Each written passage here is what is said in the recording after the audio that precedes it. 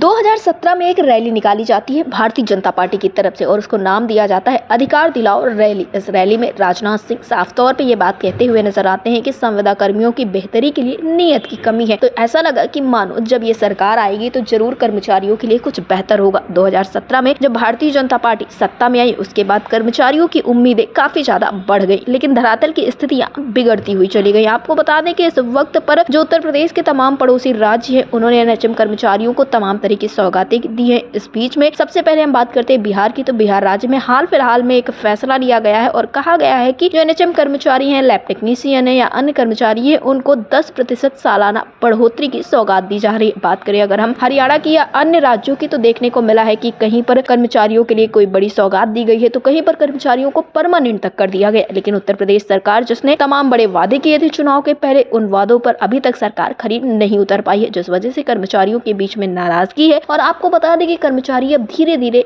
आगे की रणनीति बनाते हुए नजर आ रहे हैं, क्योंकि 27 में उत्तर प्रदेश में भी चुनाव है और ऐसे में कर्मचारियों की स्थितियां बिगड़ना एक बहुत बड़ा सवाल खड़ा करती है सरकार के ऊपर भी, सत्ता के ऊपर और अधिकारियों के ऊपर। फिलहाल कर्मचारी क्या कुछ सोच रहे हैं, किस तरह की रणनीति बन रही है और जो बिहार राज्य में एक बड़ा फैसला लिया गया है उस पर कर्मचारियों का क्या कुछ कहना है, इस विषय पर ज्यादा जानकारी देते हुए मयंक जी ने क्या कुछ कहा है, आप भी सुनिए। मयंक जी, आपका हमारे चैनल अटल टीवी पे बहुत बहुत स्वागत है। धन्यवाद।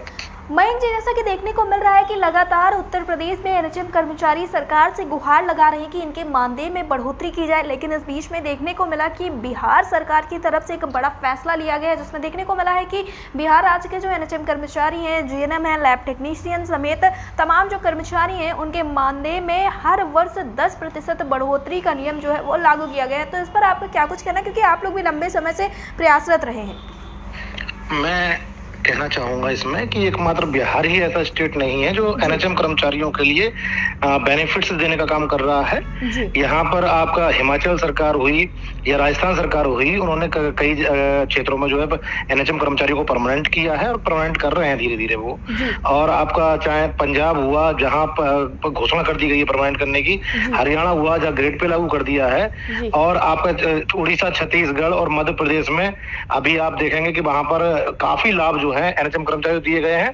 साथ ही बताना चाहूंगा कि 10% की बात बिहार में हुई है, जबकि 10 साल पूरे होने पर हमारे उत्तरांचल में मुख्यमंत्री जी ने घोषणा की है, उस पर काम शुरू हो गया है कि परमानेंट किया जाएगा 10 साल जिन्होंने पूरे किए हैं एनएचएम कर्मचारियों के। लेकिन एक बड़ी संख्या, सबसे बड़ी संख्या जो उत्तर प्रदेश में एनएचएम कर्मचारियों को की है, शायद वही मेरे ख्याल से नहीं दिखाई दे रहे हैं यहाँ यूपी गवर्नमेंट के लिए, जो हमारे लिए बहुत ही ज्यादा निराशाजनक है।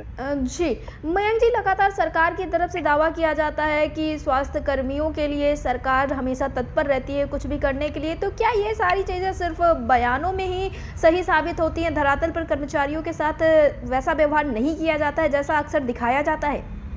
नहीं, सीधी सी बात है कि जब कोई आपदा आती है ना, तो यही सरकार, यही शासन प्रशासन जो है हम एनएचएम कर्मचारियों को तरह तरह के नाम से, जैसे कि कोरोना वॉरियर के नाम से, जनता के लिए भगवान, इन नामों से मतलब हमें नाम दिए गए हैं और बोला गया है। लेकिन जब बात आती है हमारे बेनिफिट्स की, हमारे हक की, तो वहां सरकार केवल वादों तक सीमित रह जाती है उत्तर प्रदेश की। वहां कोई बेनिफिट्स नहीं मिलता। जैसे कि हमसे पूर्व में अधिकार दिलाओ रैली उन्होंने की थी, तो उसमें हमें इस विश्वास के साथ बुलाया गया था, पूर्ण पार्टिसिपेट कराया गया था कि आप लोगों को, अगर हमारी सरकार आती है, उस समय सपा की सरकार थी, तो अगर हमारी सरकार आती है आप हमारा साथ दो तो हम आप सभी को नियमित करेंगे। और सरकार के हाथ में इन्होंने सीधा बताया था कि मुख्यमंत्री के पास कुबेर का खजाना होता है। माननीय राजनाथ सिंह जी ने अपने स्पीच में बोले कि उनकी नियत होनी चाहिए परमानेंट करने की। हमारी सरकार की नियत है और हमारी सरकार आएगी तो परमानेंट करेगी आप लोगों को। इन्होंने लिखित में दिया था। हमने लगातार 2 बार इनके लिए पूरे जोर शोर से लड़ाकर और लेकर आए, लेकिन उसके बाद में हमें मिला क्या? हम इसी उसमें आस में लगाए बैठे हैं कि भाई हमें कहीं ना कहीं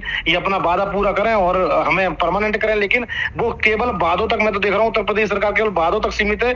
अदर स्टेट की सरकार जो है काम कर रही है। जी, तो मयंक जी, जो लगातार इस तरह से बयान देखने को मिल रहे हैं, लेकिन इस बीच में क्या संगठन जो एक फैसला लिया गया है बिहार सरकार में, आपने अभी तमाम राज्य अन्य गिनवाए जहां पर बहुत बेहतर सुविधाएं एनएचएम कर्मचारियों को दी जा रही है, और फिर उत्तर प्रदेश में भी 2027 का चुनाव करीब है और चुनाव को देखते हुए भी देखने को मिल रहा है कि कई विभागों के कर्मचारी हैं वे अपनी मांगों को सरकार के सामने रख रहे हैं, तो क्या आपके संगठन की तरफ से भी ऐसा कुछ प्रयास किया जाएगा कि एनएचएम कर्मचारियों को भी कोई बड़ी सौगात मिल जाए?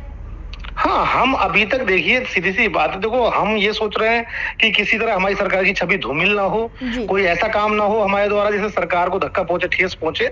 हम लगातार उनसे प्रयास कर रहे हैं अनुरोध के द्वारा, और आप देख रहे हैं, लेकिन हमें ये लग रहा है कि सरकार जो है अनुरोध को अनदेखा लगातार कर रही है। क्योंकि आपने देखा होगा अभी कि शिक्षा मित्र अनुदेशक जो है उन्होंने सुप्रीम कोर्ट से जीता उनके सैलरी बढ़ाने का, तब सरकार ने उसे नाम दिया अपना कि हमने सैलरी बढ़ा दी। अगर सुप्रीम कोर्ट से नहीं जीते तब तक वो हाई कोर्ट, सुप्रीम कोर्ट तक लड़ी सरकार उनसे। या फिर आशा बहुओं को ले लीजिए, तो आशा बहुएं अगर विधानसभा पर खड़ी हो गई जाकर, तो उनका नियमित मानदेय, मतलब नियत रूप से मानदेय, उनका समय पर मानदेय देने का उनको घोषणा की और उसके लगे वो। लेकिन जब तक अगर कोई कुछ नहीं कर रहा है, वो ये सोच रहा है कि भाई सरकार की छवि हमारे किसी कार्य से धूमिल ना हो या कुछ गलत ना हो, तब तक सरकार में देख रहा हूँ कोई उस पर ध्यान नहीं दे रही है, वैसे ही चल रही है। आपको एक चीज बता दूं मैं कि संविदा की नौकरी जो है हम लोग जो कर्मचारी हैं केवल और केवल मजबूरी में कर रहे हैं। अगर किसी के पास कोई ऑप्शन नहीं है तो वो संविदा को चूज करता है। लेकिन कहीं ना कहीं संविदा जो है ना, संविदा के द्वारा जो सरकार द्वारा काम लिया जा रहा है, तो वो भी उस मजबूरी का, मैं कहूंगा, काम नहीं लिया जा रहा, वो मजबूरी का फायदा उठाया जा रहा है सरकार द्वारा। वो ये नहीं देख रहे कि भाई इनसे हमने संविदा पे काम लिया है और कितने प्रशिक्षित, कितने पढ़े लिखे हैं। हमसे अच्छे तो वो मजदूर हैं जो पर डे का 600 रुपए कमाते हैं और 18,000 रुपए महीने का अपने घर में लेके घुसते हैं। यहाँ 10-12 हजार में लैब टेक्नीशियन हो गए, हमारी एएनएम बहनें हो गई, 10-12 हजार में फार्मासिस्ट हो गए। ये लोग इतना पढ़ने के बाद, इतना लिखने के बाद में क्या 10-12 हजार रुपए मायने रखते हैं उनके लिए? एक मजदूर से ही बदतर जिंदगी गुजारने के लिए विवश हो रहे हैं। तो मैं सरकार से सीधा सीधा ये आग्रह करना चाहूंगा कि जैसे जिस प्रकार बिना, आप देखेंगे अंगूठा छाप, अगर मान लो हमारे यहाँ कोई सांसद या एमएलए विधायक के लड़ते हैं और लड़ने के बाद वो जीत जाते हैं, जीतने के बाद लगातार वो सांसद विधायक जीतते रहते हैं, वो एक इतनी मोटी पेंशन के रूप में लगातार अपना इकट्ठा करते रहते हैं, चाहे वो विधायक के फिर बाद में सांसद बने, लगातार उनकी पेंशन चलती रहती है। और यहाँ ये काम करने वाला जो रात दिन काम लिया जा रहा है, उसकी सैलरी, उसकी सम्मानजनक सैलरी उसे नहीं दे सकते। ये कैसा न्याय है? मैं लगातार लगे हुए हैं हम कि सरकार का ध्यान इस ओर आकृष्ट करें, लेकिन उत्तर प्रदेश में मुझे ये पॉसिबल नजर नहीं आ रहा। इसके लिए मुझे लग रहा है कि फिर लास्ट में जो है, जैसे हमारा कर्मचारी विवश हो गए इस चीज को सोचने पर कि हम इस संविदा की नौकरी का कुछ यूपी में भला नहीं होगा, तो वो ये सोचने में विवश हो गए हैं कि हमें ये नौकरी फिर छोड़नी पड़ेगी, हमें छोड़ देनी चाहिए, हमें कुछ और कर लेना चाहिए, इससे बेटर तो कुछ और कर लेंगे हम। तो उस पे क्रम में जाके मुझे लग रहा है संगठन को एक बड़ा कदम जो सोचते आए हैं उठाना ही पड़ेगा। अभी हाल ही में हम अनुरोध के रास्ते पर चल रहे हैं, लेकिन भविष्य में जो है हम सोच लेंगे कि भाई हमें नौकरी छोड़नी है, तो फिर हम आर पार की लड़ाई पर उतर आएंगे। जी, मयंक जी, अटल टीवी से जुड़ने के लिए बहुत बहुत धन्यवाद। Thank you.